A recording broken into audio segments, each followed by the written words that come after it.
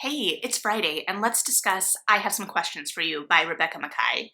Yes, that is the title of this book. For some reason, it is not sticking in my head the easiest, but maybe it'll stay by the end of this video, maybe it won't. But what will stay are some of the ghosts that kind of linger in same but different ways to the ghosts that linger in The Great Believers, her kind of breakout hit in terms of her literary career. And this book is kind of more an exploration of both our kind of obsession with true crime and Me Too. Not the obsession, but just the kind of existence and the whole movement there. So this is very much a post-pandemic novel in a way that is kind of hard still for me to think about. In the same way that I still don't read novels around 9/11, but this really does feel born of that stillness in a way that some of the books that I've read since that actually deal with pandemics don't feel born of the same moment, like How High We Go in the Dark, which, to be fair, was written before. But this follows Bodhi, who is a successful podcaster, and she dives into the history, the forgotten history of Hollywood starlets. So she's kind of like right up against the edge of the true crime genre, not the same genre by any means, but definitely this kind of forgotten history and this unearthing of narratives. And she is going back to her remote boarding school that she attended for high school in the 90s. And this is unearthing a lot of things that were kind of left there in terms of a lot of the tragedy that happened her senior year. And her life is kind of upended at this moment too. The book starts in 2018 because she has been kind of separated from her husband for a while. And we open the book on her kind of digging back into a murder that happened her senior year at this boarding school. And kind of the fact that the case was solved, but that a lot of internet sleuths don't believe that the man who was put away for the murder actually did it. And the fact that Talia, the victim, and I may be pronouncing that incorrectly, even as the book early on has one of those "you're not pronouncing this correctly" things. So it kind of establishes that this case has been a source of interest for people online and people that are removed from the case. And so we watch Bodhi going back, and as she is re-entering this space, she is also diving in and out of memory of her time at school. And surprisingly enough, this is the part of the book that feels the most haunted to me. It's not the same as The Great Believers by any means, where I can still be walking down the street in Chicago and just get this incredible sense of loss that has kind of stayed with me from that book. But here we're almost kind of facing the ghosts of our past and the ghosts of youth, and also re-examining that time through an adult's eye, even as we're acknowledging that our memories are somewhat warped and faded due to the passage of time.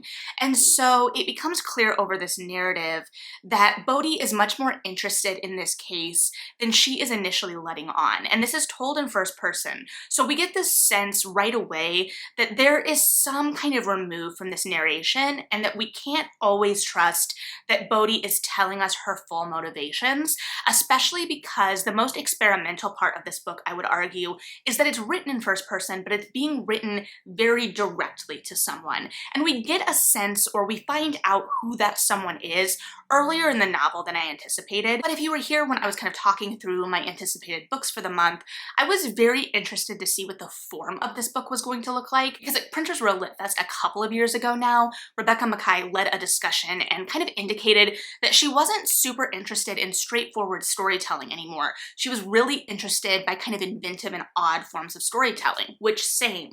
So I was very interested to see how that was going to translate to her work. And it did a little bit, but also much less than I expected, to be completely honest. If you liked the literary fiction of Tomorrow and Tomorrow and Tomorrow by Gabrielle Zevin, which why wouldn't you, I think this will be very similar. It doesn't get quite as experimental toward the end, and it is broken up into two kind of sections that are pretty straightforward in terms of their narrative style, but it is incredibly readable, and there are still these peaks at the experimental. The kind of narration of Bodhi talking to this very specific person, we get this weaving in and out of memory, and interspersed throughout we have Bodhi kind of imagining who may have actually committed this murder. And that is kind of as experimental as it gets. And I think it's supposed to kind of keep us on our toes as readers, never let us settle too much into anything or into anyone, even as Bodhi has a very specific specific idea of who she thinks is responsible here. And part of that is due to the fact that she is seeing her past and her adolescence and her time at the school, and particularly relationships, through the lens of an adult, and specifically through the lens of the kind of Me Too moment that the book is taking place at the height of. And it complicates this being Me Too a little bit, and it complicates true crime a little bit. And to be honest, not to the extent that I expected, but to an extent that still kept me fully engaged. This is the first book in a while where I felt fully lost in the book at times, or I had the sense of time slipping away from me in some way. There were other books that I've read that I've loved. For instance, I loved Roshani Chakshi's book last week, but that form was a little bit more inventive, and to a certain extent that almost made me more aware of what was going on and aware of the storytelling. And here I kind of slid right in even as I wove in and out. And one of the strengths of this novel, and I think Makai's work in general, is her ability to craft these really complex, fascinating, flawed characters. Bodhi was completely engaging, even if I didn't always agree with her. There were times that the people reacting to her, I understood a little more, even as I totally understood her search for justice. But what was that search for justice born of? So for instance, when she gets back to campus, she is leading this class, this kind of Feb term, I believe it's called Seminar on Podcasting is one of her classes. And one of her students picks up the breadcrumbs of this case, and she wants to kind of examine Omar's conviction through the lens of racism at the time, as well as the kind of lazy policing of the force, as well as kind of school pressure for this elite institution of sorts to find an answer that didn't point back to the faculty or to students. Now, Omar was still on staff, so there was still some level of connection there, but it made it clear that the school thought of him as an outsider in some ways. So in some ways, there was an element of town gown to that as well, though it didn't really fully explore that by any means. But neither does it really fully explore these other avenues. And for me, sometimes it's unclear if that is a narrative thing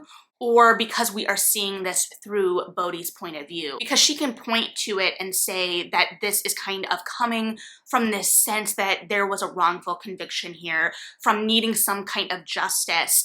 But justice for her looks very different, and she clearly has an agenda. She clearly has an angle. She may believe in Omar's innocence, but that starts to feel like it's taking a backseat again, to the point where we kind of have to slip Omar back into the narrative. For instance, in the 2018 timeframe, Bodhi starts talking about an attack on Omar at the jail and what was kind of going on with him at the same time that she was kind of rediscovering all of this on campus or what have you. And so it was a way to kind of reintroduce him, but the intent of that was never really clear. Was that born of her guilt? Was it born of something narratively that we were trying to say? And those are some of the questions that are being asked, even if I thought that this was going to explore a lot of that a little bit broader, I guess, in a way. I thought that we were going to be looking at our obsession with true crime in a little bit more of a searing way. There very much was an exploration there on some level of both the kind of true crime obsession as well as the flaws of our justice system, but it didn't honestly go as deep as I expected it to, or as nuanced as I expected it to. And I think some of the nuance goes back to, I was expecting a lot more open-ended questions, I guess, at the end. And we definitely do have open-ended questions at the end. Nothing is fully tied together with a bow, but we definitely get more answers and resolution as readers than I anticipated. I feel like as readers, we leave this book having a sense of what happened, or a sense of finality, a sense that we do walk away with an idea of the guilty parties. And I'm honestly not sure what I think about that. I think where the exploration of the true crime angle succeeds the most is in this exploration of both memory and how teenagers behave, period, and this idea of where some of these theories around the case stemmed from. For instance, early in the novel, where a lot of things are kind of spurred on early in the novel, by Bodhi coming to this realization that she may have been the first one to posit that Thalia was on drugs, and that so much of the case hinged around that fact when there was nothing concrete supporting that, and that so much presented as fact in his court case came from the high school rumor mill, and how 4 years of interpersonal politics and teenage politics and politics in this remote place also shaded things differently in a way that if you weren't part of that in-group, you might not recognize the full gradient of. And so I was really intrigued by the parts where Bodhi was kind of teasing out these memories, and also where she was being kind of confronted with her own perception in memory. Because I think especially as you get older, that is something so fascinating and a little terrifying. This idea that how you were perceived at this formative time, this time that you kind of set up a huge narrative around, you have one very real idea about what that world is and how you navigated the world at that time, and how you are being perceived by others could be completely different. For instance, Bodhi talks a lot about feeling so disconnected from everyone and so out of place, especially because she was a poor kid from Indiana with kind of a tragic background, coming into this place that she viewed full of people with privilege and that were just better at kind of fitting in than her. And then as we see her getting to interact with some of her old classmates in adulthood, we hear them talking about how they were a little afraid of her, or they really envied how she didn't seem to care about anything else, or they were intimidated by her in some way. And yes, it feels a little bit cliche 90s goth grows up, but there is still some real truth to that. I also think that this being set in the 90s, or them being in school in the 90s, is so important because in many, many ways it feels like such a different world. There's a moment early on in the book where Bodhi talks about being able to pick up a payphone near the gym, and she's able to hear conversations going on in this particular boys' dorm, or get little echoes down the wire of these conversations. And this gives us an early indication of her kind of like hoarding information and kind of scavenging these little pieces and the narratives that she builds around them, and the power she feels from having that information, and how that information is some of the only real power she feels she holds, and how we can see that carry into adulthood even if she feels totally divorced and removed from that version of herself. But it also shows us a world that is still connected in this way and disconnected in so many other ways. And we do get that real sense of isolation in the woods, even if Bodhi insists that the woods of this school are so different from Indiana, which sure, I guess I'm a little biased because I grew up by the woods. Definitely not the woods to the extent that they are being drawn in the New England countryside, but in Indiana, I have to kind of tell myself that Bodhi is specifically referencing southern Indiana, which is a completely different world to me. I don't know anything about southern Indiana, but there were times when Bodhi was kind of bad-mouthing Indiana where I was like, hey now, only people from Indiana get to do that, which the character is, I get it, but, and I'm not gonna pretend like when I was 15, 16, 17, 18, I wasn't itching to get away, but it really presents the world of this boarding school as this stark difference. And we definitely get a sense, not full Lord of the Flies by any means, but one, the social dynamics of being a teenager. And I was not a teenager in the 90s, I was looking up to the teenagers in the 90s, so the dynamics were much different for me as a teenager even then, and the dynamics today are completely different. But there's definitely that kind of harshness and that meanness to the teen years, and we're seeing Bodhi kind of reframe a lot of these experiences, these things that she viewed as just really cruel teasing, and still hated these people, but is having to look at it through a new lens in adulthood, especially with all of the other movements going on. So for instance, she was sexually harassed by this kid on campus for years, and she thought it was related to her outcast status. So I really enjoyed later in the book, well, one, seeing her kind of come to terms with this, and it didn't become quite as big as I thought it was going to be, because the narrative kept referencing her kind of going through it, the second half of her senior year, quitting crew, losing a bunch of weight, and basically developing an eating disorder, this real cry for help, and it seems to all stem back to this kind of escalating behavior that she thought she was totally alone in. And I did expect the narrative to give us a little bit more resolution on that crisis than it did, but it did give us this kind of reframing of what other students at the time were also going through, and that it was kind of awful for everyone, and Bodhi just didn't see it because she wasn't part of that world. And so this kind of grass is always greener mentality, and what you're seeing from different perspectives, and this idea of perspective. The novel kind of starts off with this idea of perspective because we are first thrown into this case in the narrative by Bodhi rewatching bits of their senior musical. She happens to catch Talia mouthing what to someone off stage. So I think that where the narrative, while it feels a little bit more straightforward in terms of its style, is that it gives us a little bit more of a look at this kind of psychological interior. We feel her kind of get a little bit more desperate and what she's clinging to, and part of this desperation builds both out of kind of the unearthing of these memories, of this past trauma that happened both in her childhood and at the school, but also because back home, her husband starts dealing with some allegations, and how she responds to those allegations costs her a lot. And while I think that this plotline in particular was kind of trying to deal in nuance and wade in nuance, I don't think it fully succeeded. I think it took a lot of risks by opening the questions, and I kind of like that it didn't provide us answers. I definitely got a feel for how this narrative feels about social media callouts, or I should say at least this character. Again, all of this is filtered through a very specific point of view, and a point of view that as a reader, I'm not always on her side, and I think intentionally. So I think that that is where a lot of the questions come up, and where the questions we're supposed to engage with as readers come up, especially because, like I said, we get answers that we didn't expect, but at the same time, we don't get all of the answers,